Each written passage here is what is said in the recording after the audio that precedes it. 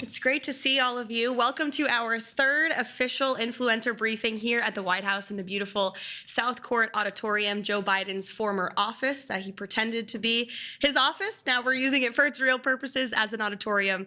And we are embracing and empowering new media like never before. You are all a testament to that. We're so grateful that you're here today. President Trump is truly the most transparent and accessible president in American history, and we are just following his example.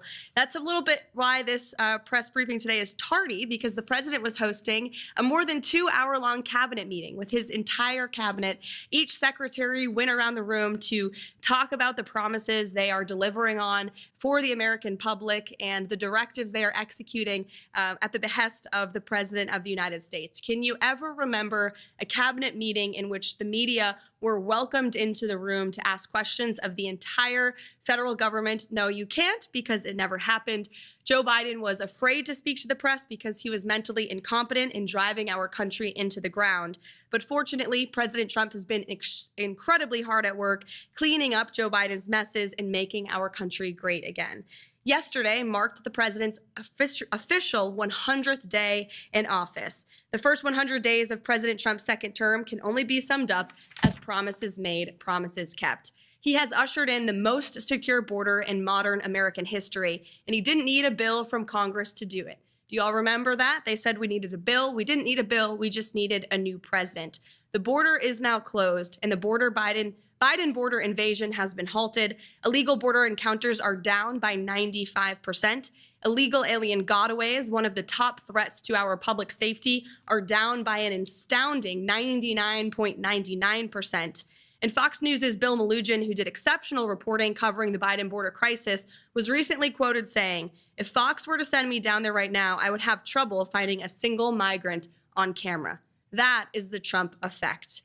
President Trump took on the cartels and designated Tren de Aragua, MS-13, and other vicious gangs and cartels as foreign terrorist organizations. Under President Trump, it is the policy of the United States to ensure the total elimination of these brutal organizations' presence in our country. And we are also beginning stages of carrying out the largest mass deportation in American history. We have already arrested more than 150,000 illegal aliens, and you can expect those numbers to ratchet up in the months ahead. On the economy, President Trump is rebuilding the greatest economy in the world once again. Since day one, he has focused on defeating inflation, bringing down the cost of living, and making the United States the best place in the world to do business, invest, create jobs, and innovate. The president later this afternoon in the East Room of the White House will be joined by CEOs from around the world who have committed trillions of dollars in investments right here in the United States of America. I don't think the president is getting enough credit for the massive deregulation campaign that he has launched across the entire federal bureaucracy. He himself has signed a number of executive orders to unleash rapid deregulation and reduce the cost of living for families and for small businesses, and we are seeing a big impact of this already. His deregulatory actions thus far will save nearly $11,000 per family of 4 over the next several years.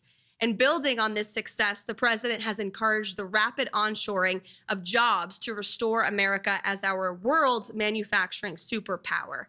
He is effectively utilizing tariffs to bring the entire world to the negotiating table, offering more favorable terms for our country. When all is said and done, America will finally have fair and reciprocal trade, and our country will finally stop being ripped off.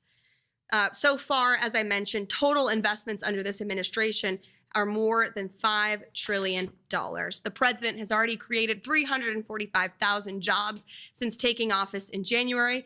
9,000 manufacturing jobs were created compared to the 6,000 manufacturing jobs lost per month in the final 2 years of the Biden administration. The labor force participation rate for those without a high school diploma is up. Inflation has dropped. And the price of prescription drugs last month was the largest drop ever recorded.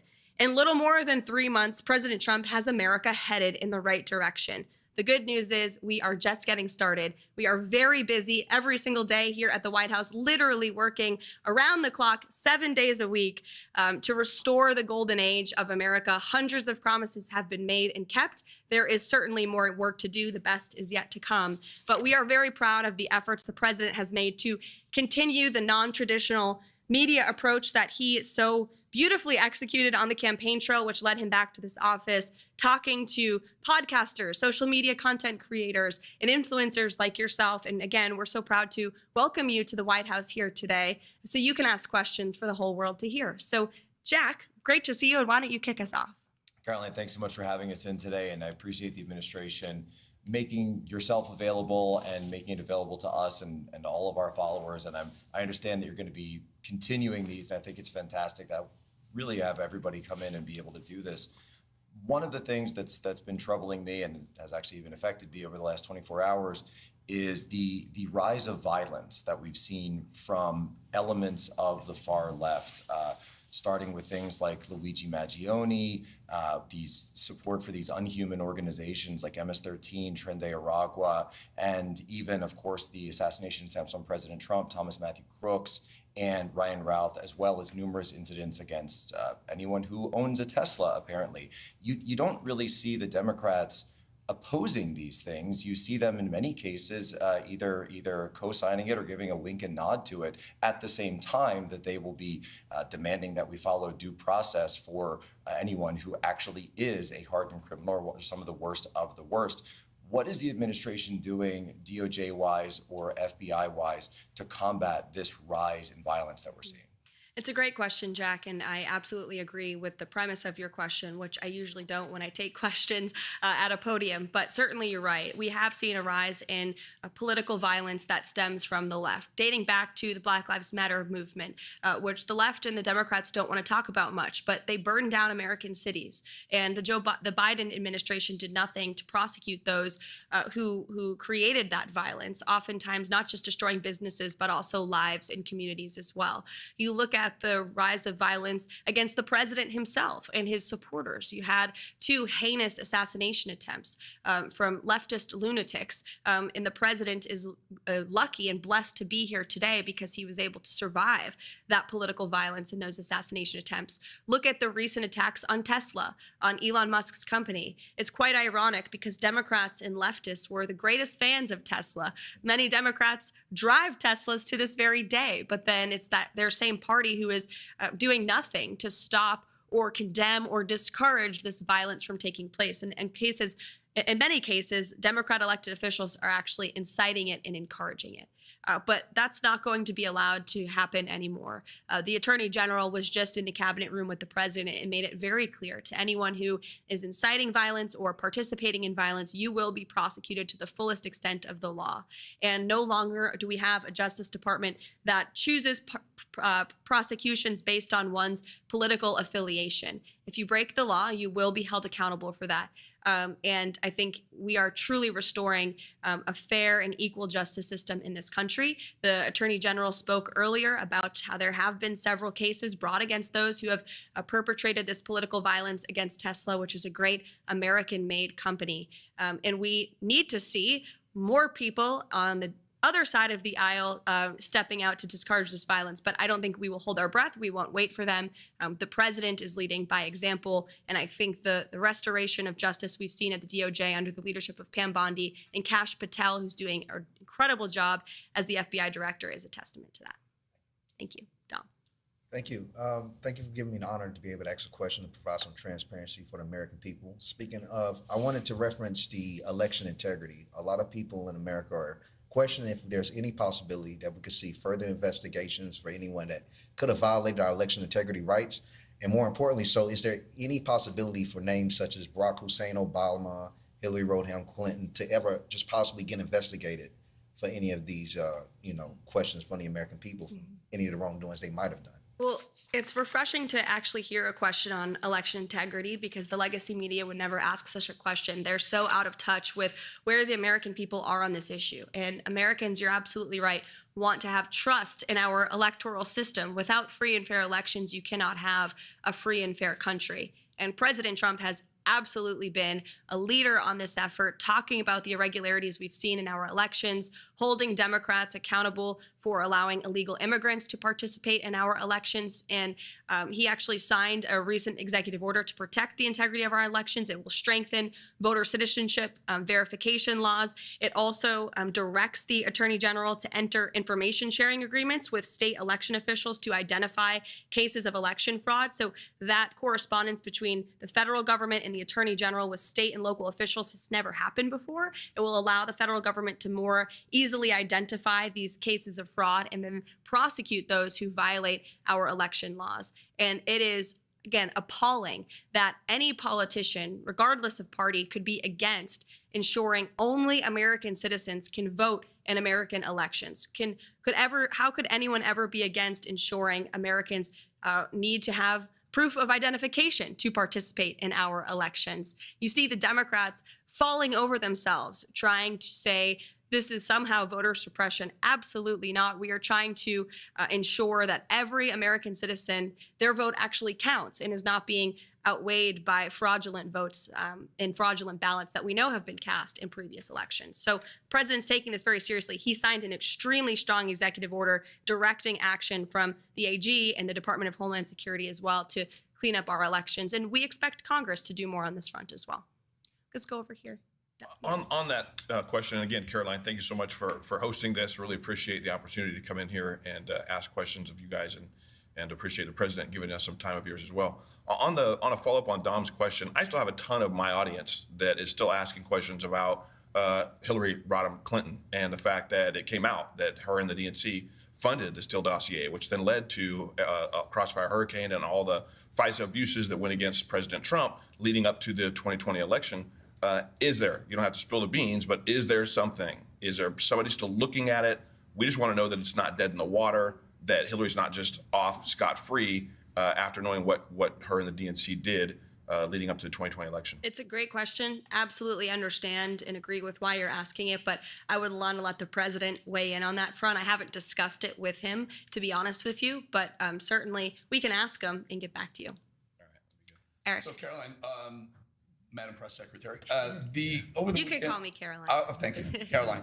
Over the weekend, the White House Correspondents Association had their gala, they had their dinner, and Alex Thompson from now Axios, prior to that Politico, didn't really apologize, but came forward and said we, quote unquote, missed the story of Joe Biden's demise, his health demise, his cognitive demise during the 4 years.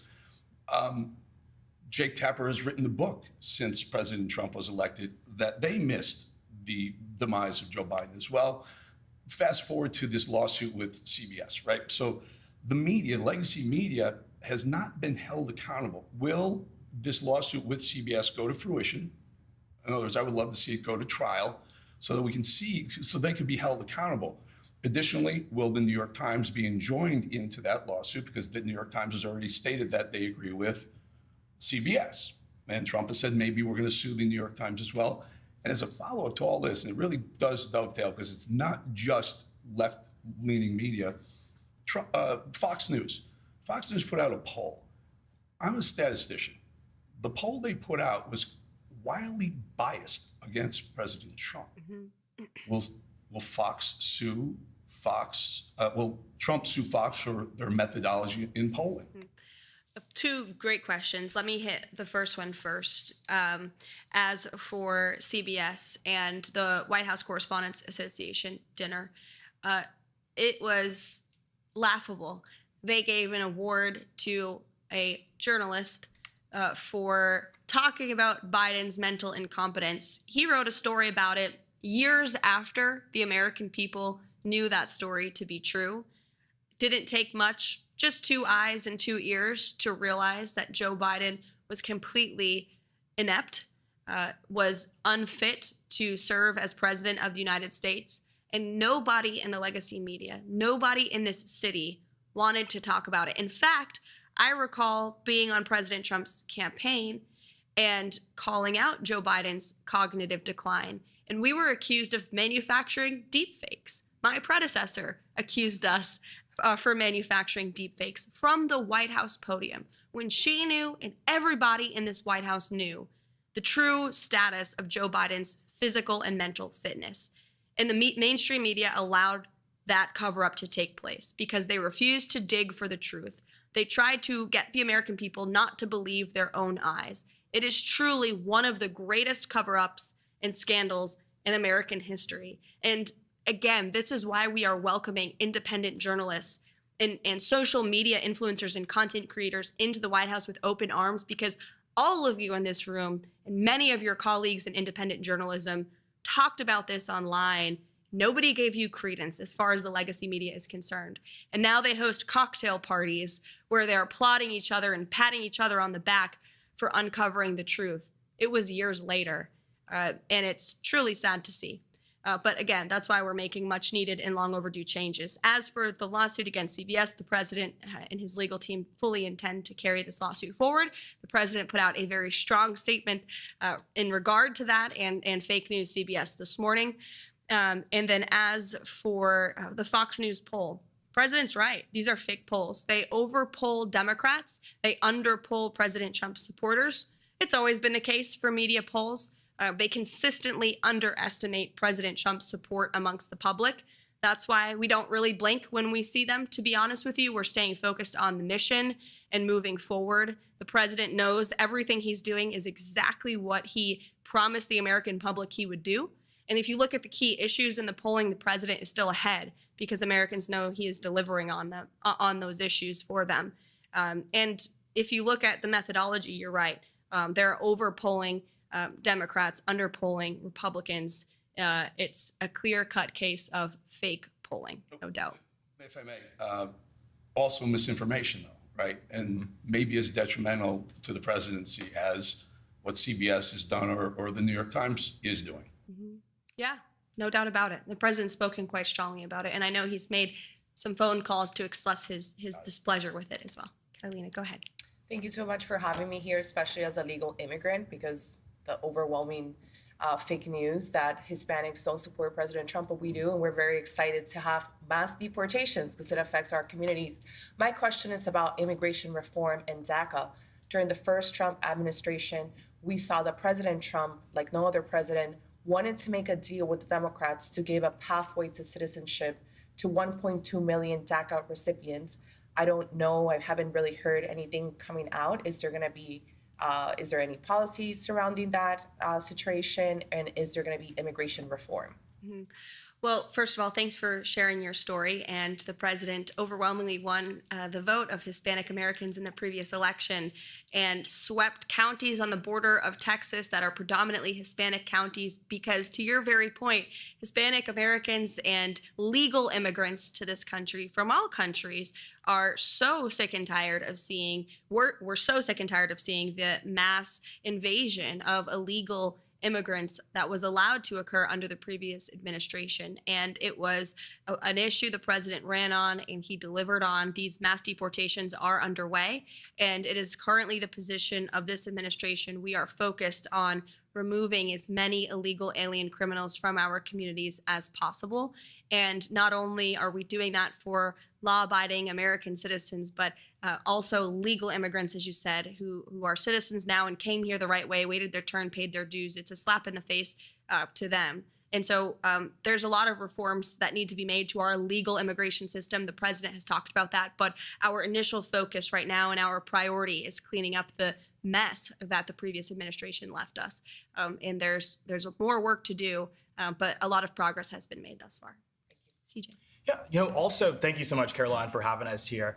Also on the topic of immigration, not only do I think, the legal immigrant community welcomes what the president's doing, but also the Black community. So I would love to get your reaction to recent comments made by Simone Sanders, who said that people of color would be next in line for deportation under this president. Now, that was a revelation to me and probably many others in the Black community. Being a lifelong American, I'm not really sure where Tom Homan would send me other than my childhood home in Augusta, Georgia. But why do you think this fear-mongering is being directed at the Black community over the issue of immigration? And do you think it's offensive to conflate illegal aliens who are rapists, traffickers, and sexual abusers with law-abiding citizens in the Black community. It's absolutely insane, and it is racist what she is saying. The president intends on deporting illegal alien criminals who broke our nation's laws and are not only impacting communities across the country, but in particular communities of color in our inner cities. You remember the story out of New York City where young minority children were kicked out of their public school to make room for illegal immigrants to sleep on the floor of their cafeteria. That is putting America last. Doesn't matter your race, your religion, or creed. If you are a law-abiding American citizen, President Trump is going to put you first. And shame on Simone Sanders for saying that. She knows better, but she's trying to fear people into disliking this president with lies. But I think the American public are much smarter than she believes that they are, and that's why they reelected President Trump. Oh, go ahead. Hi, Caroline. So, as the youngest press secretary in history, who is a wife and a mom, you've become widely popular with America First Patriots. As an 18-year-old, I can say you're definitely an inspiration to Gen Z. What has been the biggest highlight for you in these first 100 historic days? Thank you for asking that and saying that, Bo. I am Gen Z. I think I heard the term zillennial because I'm right on the cusp of millennial and Gen Z. Jack is cringing at that. But there's been so many highlights. Just being here every day is such a blessing and an honor. And I'll share a quick story to that point. You know, the president, I'm only here because the president believed in me and uplifted me and so many others who are working so hard across this administration. This administration is filled with young, vibrant people who come to work every day hungry and eager to help accomplish the president's goals. And I think we're seeing a real reawakening amongst young people across the country. The president spoke directly to young people during his campaign, inspiring confidence in them and restoring hope in the American dream, basic common sense values of faith and family and freedom that truly do resonate with young people. The American dream of home ownership, of being able to afford to raise a family and to have children. It's a beautiful thing. And I think the president openly talking about it has inspired so many young minds and opened up so many young hearts. And I'm just so honored to be in this role. The president, he's wrote about it in his books and he's talked about it himself. When he was in his 20s, he was building buildings in Manhattan. So certainly he believes in the strength and the ability of young Americans across the country, like yourself, here at the White House at just 18 years old. Thanks for being here. Into the back row. Thank you so much for having us here, Caroline. It underscores President Trump's transparency. Shifting focus a little bit to what's happening on our universities, President Trump has finally put American students over violent foreign nationals. And right now we're seeing the media whitewash the violence perpetrated on our college campuses. We see many universities trying to bypass President Trump's executive order. And my question is, how exactly does President Trump will make sure that these universities are being properly held accountable and violent foreign nationals who are taking over campus buildings are sent back home? Yeah, well, to Jack's earlier question about political violence, this is another form of political violence we've seen stem from the left with the pro-Hamas movement that took place on college campuses and universities. In fact, I recall being in a Manhattan courtroom during the Alvin Bragg case against President Trump in the midst of the campaign. And we were in that courthouse watching the television as these violent riots unfolded on the campus of Columbia University. And I remember the president watching the television saying, when we are back, we are going to fix this. This is ridiculous, and immediately directed his campaign staff at the time to insert it into the speeches and to make sure the American public knew he was not going to tolerate violence on our nation's college campuses and the illegal harassment against Jewish American students. He has taken incredibly strong position on this already. He has brought many of these colleges and universities to their knees by threatening their federal funding and in a few cases cutting federal funds. If you violate federal law, you will not receive federal funds under this administration. It's very simple. If you allow the illegal harassment and violence against students of any race or religion on your campus, you will not receive federal funding. You are violating Title VI, which is federal law. The president's made that very clear. And you've seen many of these colleges come to the table and admit their wrongdoing and apologize for it because they know they were wrong. Unfortunately, we didn't have a president at the time who was holding them accountable, who was completely silent as students were being targeted. As for the visas, same is true. The President and the Secretary of State, Marco Rubio, who's doing a tremendous job, have taken incredibly strong action on this as well. And Marco Rubio, as our Secretary of State, reserves the right to rescind visas from foreign nationals who have the privilege of studying on our nation's colleges and universities. And if you engage in illegal behavior, if you're engaging in activity that's contrary to our nation's foreign policy interests, then you will no longer have the privilege of coming and studying here. We're going to put American citizens and American students first, and only the best and brightest should be allowed to come to our country and study at our nation's colleges and universities. So again, such a pleasure to see all of you here today. Thank you so much for coming to the White House. We hope you enjoy the rest of this beautiful day at 1600 Pennsylvania Avenue, and thanks for all that you do. Take care. Thank you. Thank you.